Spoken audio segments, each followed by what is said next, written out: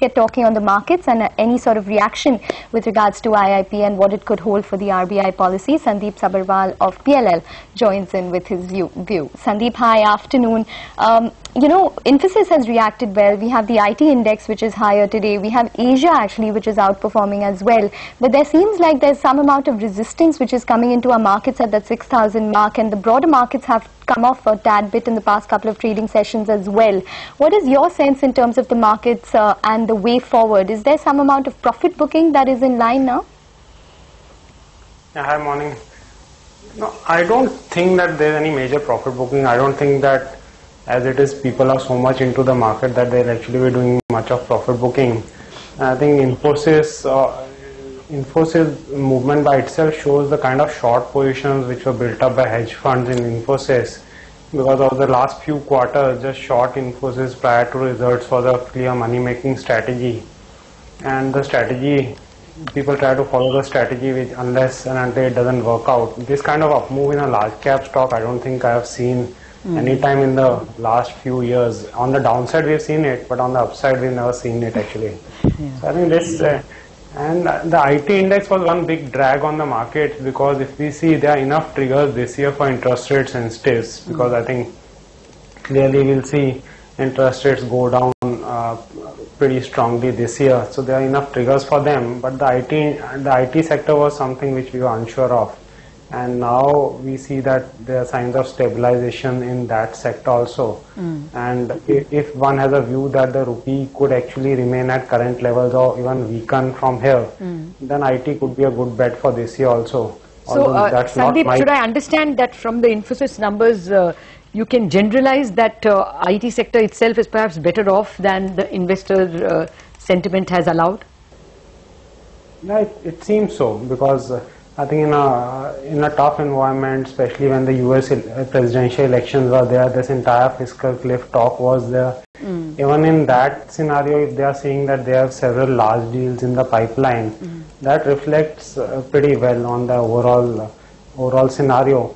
But again, I think we have another quarter of uncertainty in the US this quarter also.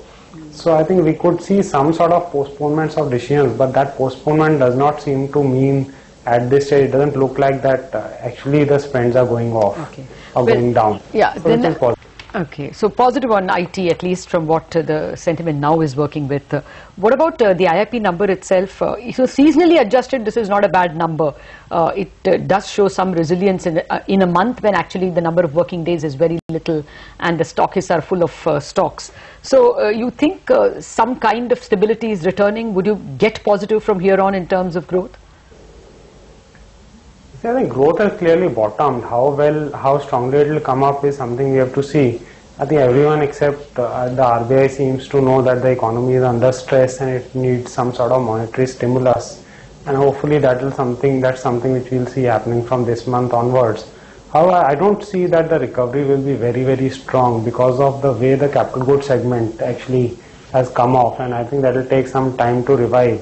And we also see a ridiculous scenario today where two arms of the government, NHI and the Environment Ministry, are actually fighting each other in the Supreme Court, which doesn't reflect very well on the overall. No, on the contrary, would you not therefore buy the infra stocks? I mean, they're getting away from what is not very good margin bids. As well, now this will propel the government to give permissions faster. On both ways, doesn't this event itself make you infra positive, no? No, like I said, that there are enough triggers for infrastructure stocks actually going forward, because the growth has bottomed. I think things will only improve, and as interest rates come down, we'll see there will be a revival in overall investment sentiment also. So I think there are enough, like I said, there are enough triggers for interest rate sensitives as it is. But I think on the non-interest rate sensitive like IT, there seems to be a scenario where that sector might not do well, and even that seems to be stabilizing. So I think the overall market scenario looks to be pretty positive now. Sandip, before we let you go, I just wanted your view with regards to oil and gas, which has been flip-flopping in terms of a sectoral index in the past couple of trading sessions, and ONGC too, down around 2.5%. Your view on oil and gas in general and the news surrounding it? Oil and gas, like I said last time, I think that's a contra sector for this year, because I think ONGC is a clear beneficiary of the gas pricing deregulation and whatever happens on fuel prices also. And the overall oil sector also benefits if the government actually moves forward on reducing subsidies. So I think there's enough value in a lot of stocks. Like yesterday, someone was actually telling me that a company like Hindustan Petroleum has a market cap which is equivalent to Jubilant Food Works, which I think reflects on the kind of undervaluation which is there, and not without reason in a lot of these oil stocks. And so if some of the impediments get removed, I think we could see this sector actually do very well. All right, Sandip, we'll leave it at that. Thank you very much for joining in. So that's the view coming in for the markets.